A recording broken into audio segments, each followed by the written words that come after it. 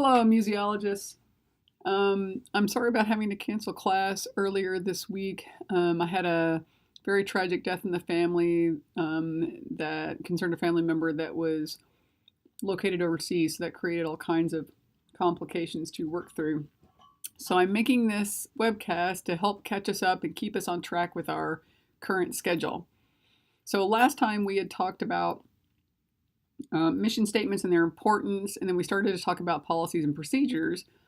And so now we're going to continue that discussion of policies and procedures and talk about some of the details of how objects should be handled and how to deal with them within a museum context. So we already talked about mission statements.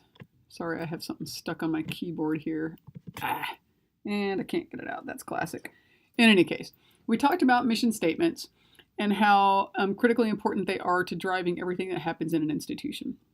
And so they therefore will organically relate to strategic plans that will be developed to move forward those missions. And then part of those strategic plans include policies and procedures for enacting that strategic plan. And we started to talk about that last time. And so one example that we're going to talk about in detail is the collections plan, or what's sometimes referred to as the collections management plan. Although I think most people see this as two different things. The collections plan concerns what's going to be collected, and the management plan concerns how those objects are going to be taken care of and treated and used. So the collections plan, or the collections policy, derives from the mission statement. And the common elements that are usually included in that collections policy and plan include what's going to be collected, where it's going to be collected, how they're going to be collected, why they're going to be collected, so how those collections are going to be used. And interestingly enough, one very important aspect of that plan is the de-accession policies. So if it ever is the case that there are items within your collections that you need to dispose of, they're no longer useful, or maybe your mission and focus has changed and therefore they shouldn't be included in your collections, then there are times when you will need to de-accession those objects and then find some way to dispose of them. And disposal can actually consist of giving them away, or selling them, or in some cases it means actually putting them in the trash. So we're going to talk about the details of disposal and how it relates to the collection policy later on in this lecture. So the first part of this is that, so we're going to go through each of those elements, the how and the why and the where. So there are two terms that are often conflated: acquisition versus accession, and they're very distinct things within a museum context. So there's a famous quote in the museum literature that says, "All accessioned objects are acquired, but not all acquisitions are accessioned." What that's really referring to is the fact that you first need to acquire an object physically and bring it into the institution, but you might not necessarily put it in your permanent collections. It's only when you put it in your permanent collections and take legal ownership of it that you then have an accession. So an acquisition is defined here as being items whose physical presence is in the museum, but you don't actually legally own it yet, okay? When you decide to take legal title over those objects, then they are accessioned, okay? And so usually you do this for permanent collections that you're going to keep in perpetuity. If you're acquiring objects that will be used in the short term or just are loans, then these are just acquisitions, they're not accessions. So let's talk about that in a little bit more detail. So here I'd say an accession is an object acquired by a museum for its permanent collection. It's the act of recording or processing an addition to the permanent collection. So what else might you do with non-accessioned acquisitions? You could use them for educational programs. Maybe these are items that you think are probably going to break down easily. And so therefore you don't want, because they're sort of disposable, you might not want to include them in your permanent objects. Sometimes what museums will decide is that if you have real artifacts, so real historical objects or natural history objects, Those you want to have in your permanent collections, but if you make reproductions that you then want to use, say, in educational programs, well, those are, if you will, fake items, and so you may not want those in your permanent collections, and so those will be acquisitions, not accessions. And so you might not give it a catalog number. You might, or you might not.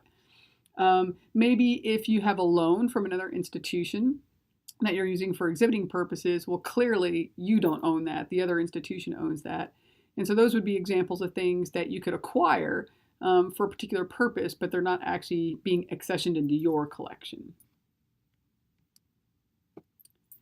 Now, if there are things that you decide to de-accession, or let's say a donor has come to you and said, hey, here's some objects I'd like to donate to the museum, and you take them, and then you decide, I don't really, so some of these objects I think we can use, some of these objects I really don't think we can use, then you could sell them, you could transfer them to some other institution, or you could do pretty much whatever you want with them. So there's actually different types of acquisitions. So there are what are called gifts, where the title passes during the life of the donor. So if any donor comes and presents objects for your museum that you think you might want to acquire and actually later accession, and it's during the life of them, then it's called a gift. Now there's different kinds of gifts. There's unrestricted and restricted gifts, and they're just as they sound. So in some cases the donor says, here you go, I'd like to donate this to the museum. I don't care how you use it in any way that you wish. And in some cases they insist on it being a restricted gift, whereby they say, okay, I want this always to be displayed next to my picture, or something of that nature. It's usually advisable to try to encourage the donor to not put any restrictions on the gifts, because sometimes in the future it's often hard to adhere to those restrictions. Not always, but sometimes. So it's always best if you can avoid those. Oh, so I say all that here. Now, if you are to receive a gift, then what you need is a form called a deed of gift form. And so there's certain kinds of information anybody can make a deed of gift form. There's all kinds of templates on the web, and most museum database programs have them inside them as well. But some basic information that you will need for a deed of gift is the name of the donor, and clearly the name of the recipient, obviously. The title of the object, so what is this thing, and a description, usually a pretty thorough description that lets you know if there are any parts that are broken or damaged. But basically, so that you can, if you have more than one object of this type, let's say you're getting a kind of vase, right? Well, if you have more than one vase that looks like this, then you want to be able to describe it in such a way that you can distinguish between them. So just simply saying a blue flower vase probably isn't going to cut it. So you want the name and contact information, the title and description of the object, and then the transfer of ownership. So basically you make a formal agreement to transfer, right? And you decide if there's going to be restrictions or not. And then when you're going to actually make this exchange. So when is the object actually going to come into your hands, into your physical presence? Now, a second kind of acquisition is what's called a bequest. So this is what happens after you've passed. Okay, so it's a gift if the transfer happens when you're alive. It's a bequest if it happens after you die. And so generally speaking, what this means is that the person that has passed away has some sort of will, and they've willed these objects or items to some institution. So you're definitely going to need a copy of the will in order to make this legal. In some cases, museums do not know in advance that they're going to be getting these objects. Hopefully someone has notified them, there's been some agreement, but sometimes it's unknown. So a deed of gift is clearly not appropriate in this case. What you want is a copy of the will. Now, that being said, if someone wills objects to a museum, the museum does not have to accept them. You can accept part of it, none of it, or the whole thing. And then bear in mind that when you accept these objects, you can actually do whatever you want with them. Now, the difficulty comes in if they try to um, if the will tries to institute some sort of restriction on the donation, but legally you're not held to that because you didn't enter into that agreement during the life. And so there are some examples where you can actually wiggle out of that. But there are also some situations where lawyers will say, no, that's part of the agreement. You either agree to take it with these restrictions or you don't agree to take it. So ownership of those objects, legal ownership, isn't complete until the administration of the estate is approved by the court. So in some cases, they may will you these objects, but maybe the entire estate has to go through probate and it has to go through legal processing before you're actually allowed to take ownership of the objects. You can also purchase objects. So museums do this all the time. They often have particular funding lines that allow them to acquire objects specifically for certain kinds of collections. So if you're going to purchase items, there are a number of ways you can do it. You can just directly buy it. You can go right up to someone, you have funds for it, and buy those objects. You can go to auctions, bargain sales, or sometimes there's actually exchanges that you can engage in with either people or more often institutions. So in order to make this legal and to take legal ownership, then you must have clearly the bill of sale or some sort of receipt showing when and where you purchased these objects. Now, for certain kinds of collections, there's what's called field collections. So for biologists like myself, or for maybe anthropologists who are doing archaeology of some kind, then what you might do is you might go out into the field and actually collect those objects to then acquire into your collection. And so those are going to require all kinds of permits that the institution or the individuals will have to acquire before they go collecting. And then if it's international, they'll need export permits as well. And we'll talk about those kinds of permits later on in the semester. So we'll talk about legal aspects of collecting later. But anyway, I say here that field collections are made for science collections or for, say, anthropology, which is also a life science. They could be purchases. I've actually seen people do this where you go in the field and you ask people to help you acquire the items that you're after, say your species or your fossils, and you pay them to help you. But generally speaking, you're making them yourself. And in this case, you usually have some pretty extensive field notes that explains what you've collected and how you've collected them. And so the museum should always obtain a copy of those field notes to go along with those collections wherever possible.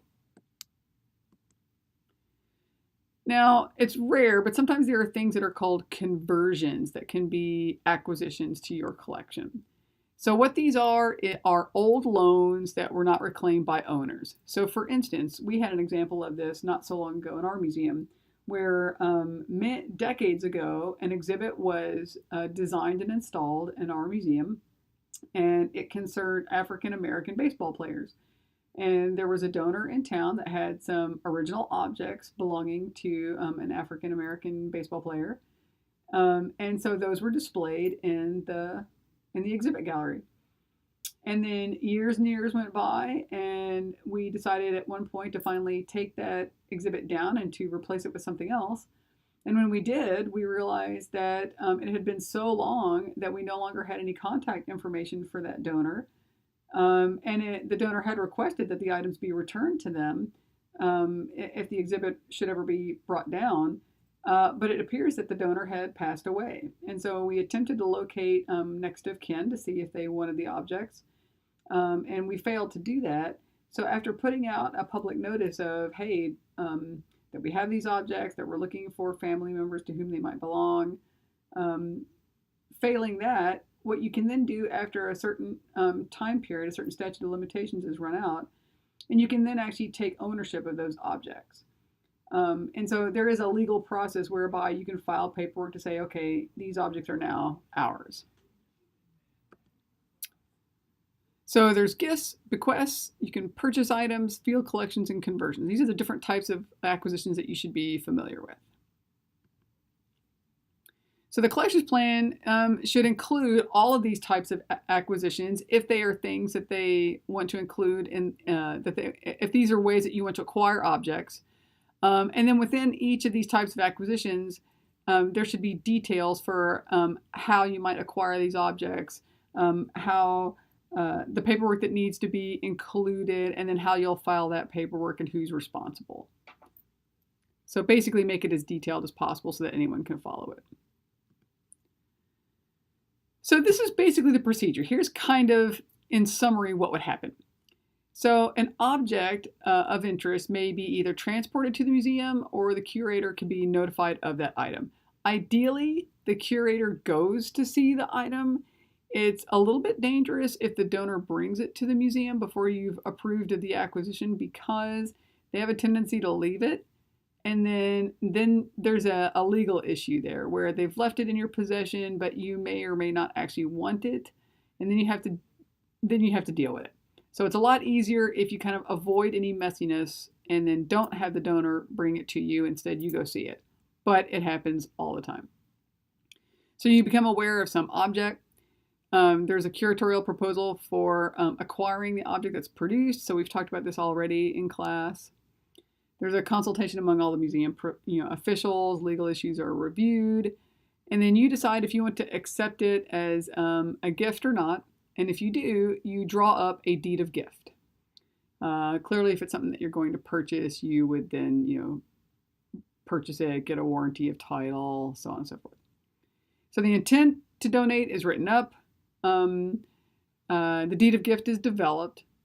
And usually 2 or 3 copies are signed. So usually the donor will sign each of the copies, and then usually the curator is the other person that's signing the deed of gift. So 2 people sign it, the donor and the recipient.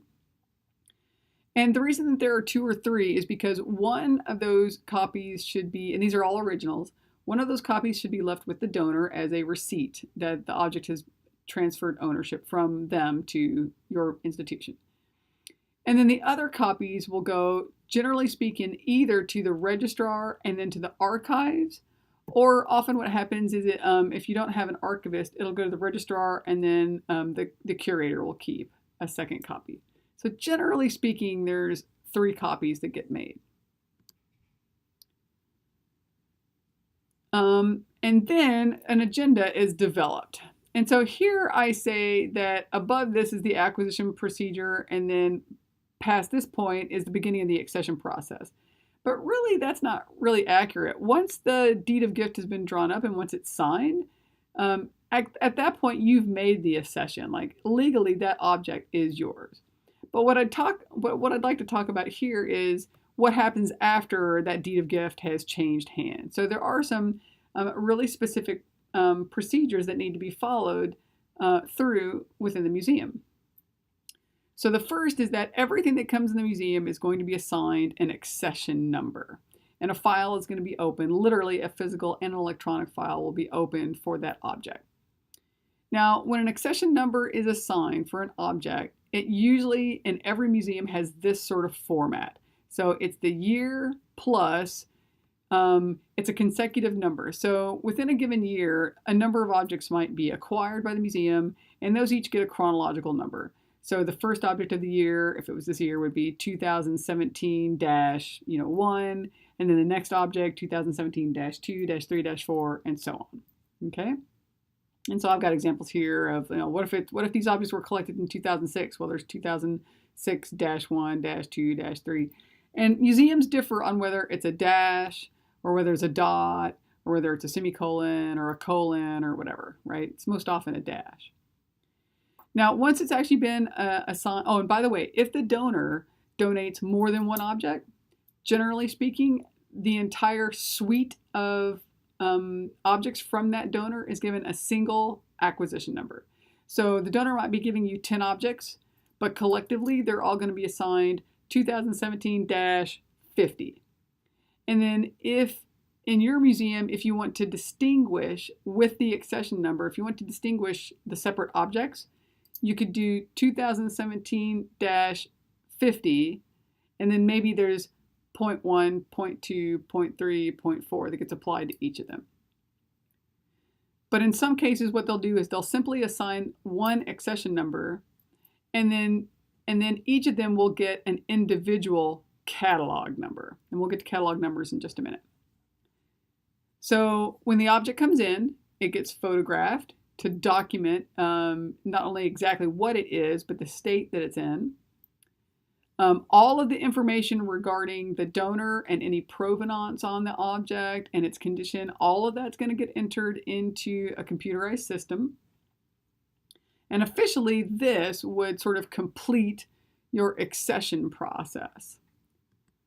Now, I ask here who assigns the accession number, and that's always going to be your registrar. The registrar is the person that's in charge of the acquisition. So remember, they're in charge of all the logistics and what's happening within and in the museum. And so they're the ones that are going to not only assign the number, but then determine, which curator is going to handle it, and then also gets information from the curator to add to the acquisition file for these objects. There will be, by the way, some decisions made, usually early on in the situation, regarding what these objects are going to be used for. So are they going to be used for research, for educational purposes, for programs, for exhibiting? What are they going to be used for? And then the curator will make decisions regarding where it's going to be stored and how it's going to be used and so forth. And it's possible that these objects can be used for multiple different purposes. So sometimes it's the case that you need to streamline your collection. So you need to get rid of some objects in your collection for a number of reasons. And so that process is referred to as de-accessioning objects. So basically you're reversing the legal process. So now you want to relinquish your legal ownership of them, and then you need to do something with those objects now that you've relinquished that ownership. So as I mentioned earlier, it's the de-accessioning process is considered controversial by some. Some people feel you should never do this, that somehow this is a breach of ethics. But more people are concerned about the potential liabilities. So let's say you said you were going to take some objects from a wealthy patron and that you were going to keep them forever, and then that patron passes away, and then you decide you're going to sell it off. Well, that sort of reduces some of your credibility to the general public. Well, you just accepted those objects just to get that guy's money, and now you're getting rid of it. Well, most museums are not actually doing that. But there are some interesting stories where museums have come under fire, or maybe they're in financial crisis, and so they do sell off objects in order to stay afloat. Again, we're going to talk about the legal aspects of that a little bit later. But just suffice it to say that there are many good reasons for disposing of objects, and then there are some bad reasons. And we've just talked about some of that. So a little bit more on that. So you might get rid of them because items are outside the scope of the mission. Maybe they're deteriorating. Maybe they would be put to better purpose somewhere else.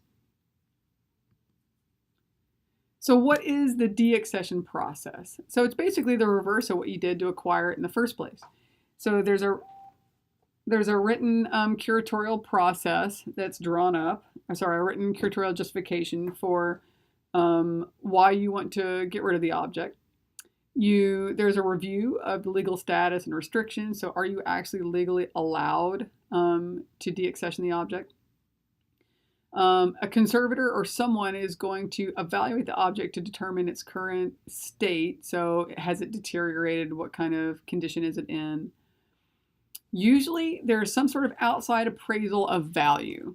So especially if you're planning to sell it, right? So no one within the museum should ever engage in any sort of appraisal of an object for insurance purposes or sale purposes or for any reason.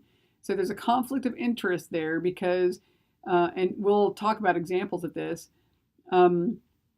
museum people might intentionally or unintentionally inflate the price or value, deflate the price or value. And so that should be left up to people or institutions that are not in conflict, that are outside of the museum and the donor or the person to whom it may actually end up going to. So you want an independent assessment of the value of that object.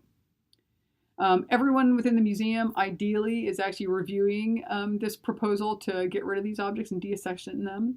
And then ultimately what happens is that proposal will go to the board and the director of the museum, and if there's a CEO, to the CEO, to be approved. And once they've approved, then you can legally deaccession that object. Now, there's a critically important point here. So these are items that you had in your legal ownership. There was all kinds of data in your files and in your database, which is hopefully electronic. When you deaccession an object and decide to dispose of it, you do not ever get rid of those files or that information. Never, ever, ever. What you do is you do mark it as deaccession, and sometimes there's actually red ink that goes on it, or a red font that's in your database. So it'll be marked as deaccession, but you still keep all of that information.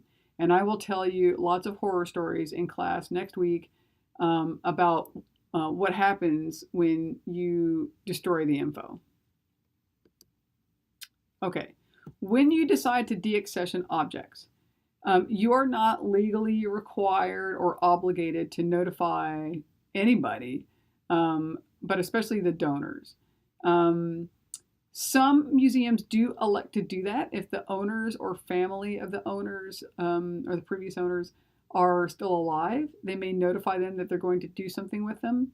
But sometimes this creates more problems than it's worth. It may create hard feelings. The owners may feel like you somehow devalued their objects, or maybe the memory of their loved one who donated it originally. But remember, once you take legal ownership, it's yours. So as long as you're not engaging in any activities that are contradictory to the agreement, then you're fine. You can do whatever you want. It's yours. But you can see the conflict it could generate if you notify them that now you're disposing of them. Okay, so what are the disposal options? So this is going to vary depending on the kinds of collections that you're talking about and the situation. It should never, ever be the case that museum staff actually acquire disposed objects. This is a clear conflict of interest. The public might inquire as to, well, so why was the museum getting rid of it in the first place? It sort of lends the appearance that they got rid of it just so this one person could benefit by actually acquiring it for their own personal collection, right? So it's definitely the case that sometimes museum staff members, they got into this for a reason. They have a love and a passion for this field, and so they might actually be collectors themselves. But if that's the case, then there needs to be a disclosure statement when they're hired. And then there needs to be some agreement worked out, because you can imagine that if an employee is trying to acquire objects that the museum is also trying to acquire for their collections, there's going to be a conflict of interest there and some competition. So that needs to be settled first before anyone is hired. And ideally, you just don't engage in those collection activities if you're working at a museum that acquires those objects. Okay, so what can you do? You can take those objects and you can donate them to some other institution for their use or purposes. So for instance, we have natural history specimens that we are looking to deaccession and dispose of, but there's a nature center nearby that could really use those objects and put them to great use. So we are likely to donate them to that nature center. You could exchange them with another institution, and that's actually happening too. So I have colleagues that work at other institutions, and I have said, like, hey, I'm looking for certain kinds of species. Do you have them? And they'll say, oh, yeah. But do you happen to have any of these other species that we're trying to look for? Oh, yes, we do. And so we could exchange them. You can then decide to put them into educational programs or research programs. So maybe you're not engaging in these operations, but someone else might be, and they can make really great use of them. Educational programs are great because these are objects that are primarily handled quite a bit, and they can often break down. So you might be frequently looking for replacements for your educational objects. You can physically destroy them, and sometimes that's the only option. Clearly, when you do that, you're always going to keep a record of the fact that it was physically destroyed. And with a lot of, for instance, natural history objects, you're not allowed to just put them in the trash if they're deteriorating. They have to be incinerated, and they have to be done so in a particular manner. And so you often have special waste removal companies that will come and pick up these items and then incinerate them for you. Certain kinds of objects can be repatriated. So if you have Native American remains in your collections, then they must be repatriated to where they came from and or to the tribe to which they might belong if that tribe still exists. And we've actually engaged in that. So we had a number of different Native American remains whose affiliation was unclear. We could narrow it down to, say, three tribes that it could have been, but because of the location and the situation in which they were collected, we weren't necessarily able to narrow it down further. But there was a consortium of Native American tribes, a collaboration, and they agreed to jointly accept these objects, and they were then buried following their tribal rituals. So you can actually send them back to the point of origin. Some books will tell you that you can return them to the donor, but that is strongly advised against. It creates all kinds of ill will, conflict of interest issues. So even though there are books that say this, most museum professionals would tell you do not ever do this. It's too much of a conflict of interest. And you can sell them. You can have private sales or public auctions, either way, to transfer ownership of these items. If you do that, if you sell it, then those funds can only be used to develop future collections. They cannot be used for anything else. They can't be used to pay bills. They can't be used to pay staff. They can only be used towards collections development. Private sale or public auction is one of the most usual options. If you do this, you should allow several firms to bid on the object so that you can get the most objective price for them. You should definitely make sure of the provenance of your objects. So if you haven't ever watched Antiques Roadshow, you should, because these are great examples of having good or bad provenance on an object, so knowing where it came from and knowing its story. And then sometimes actually lacking that information leads you down different roads of conclusions about what it's all about. So sometimes you think you have something that's real, but it's fake, but you didn't know it. When you're doing this, the registrar will handle most of the details. So they're going to handle the, how it's going to be transferred, the marketing, paperwork that's come through regarding its provenance, its estimated value, so on and so forth. And then its actual value when it's actually sold. Some museums will have a press release regarding the sale, and they'll advertise the fact that they sold something and how much they sold it for and why they sold it.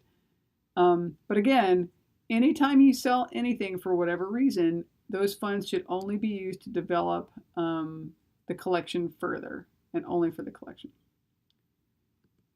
And so that's what I talk about here. So disposal options, handling the proceeds. So generally, you're only allowed to use the proceeds for acquisitions or for the direct care of collections.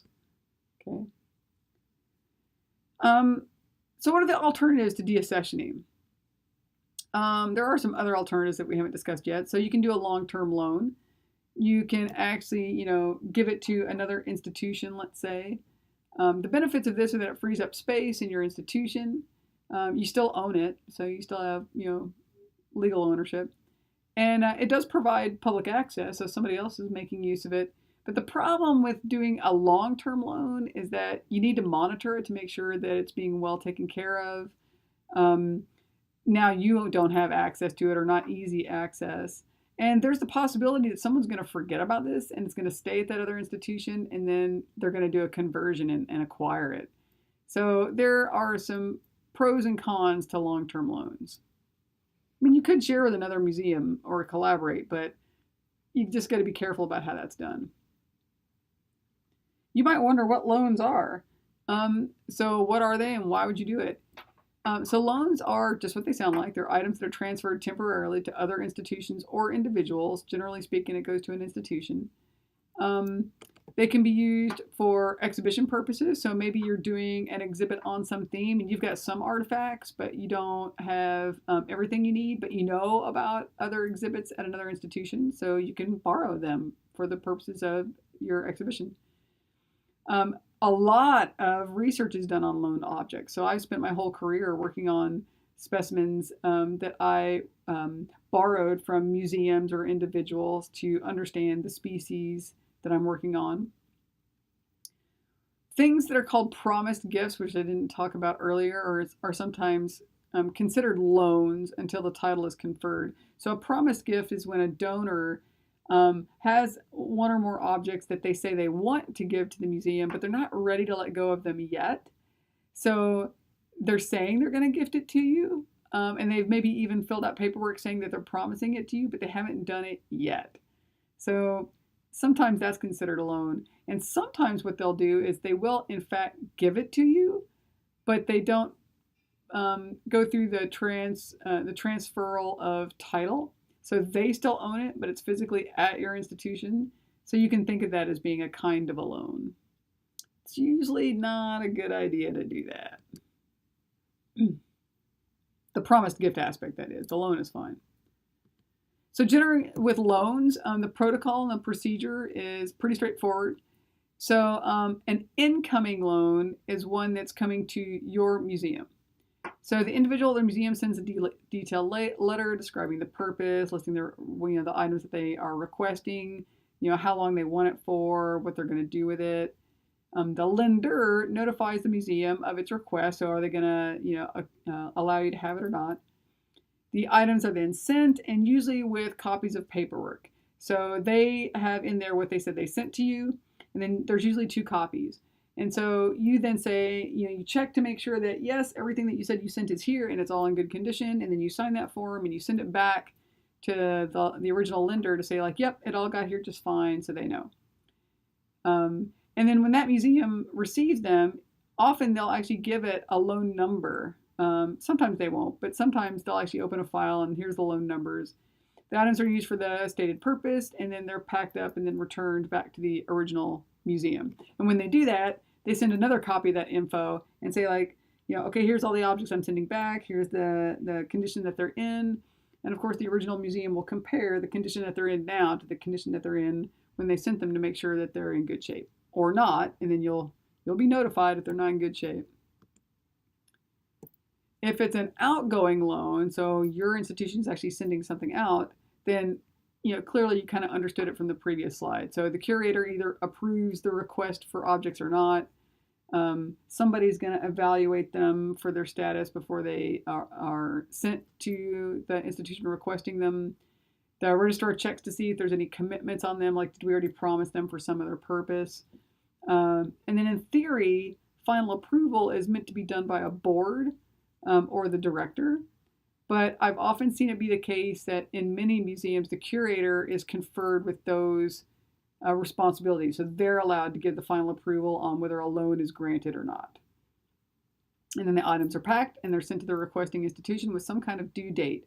Now, due dates are going to vary from institution to institution, but a sort of general rule of thumb is that if they're being used for anything besides exhibition purposes, then you can have them for roughly 6 months, and then they can be renewed just like when you renew books from a library. If they're going to be used for exhibition purposes, sometimes you want them for longer, so you need them for, say, a couple of years.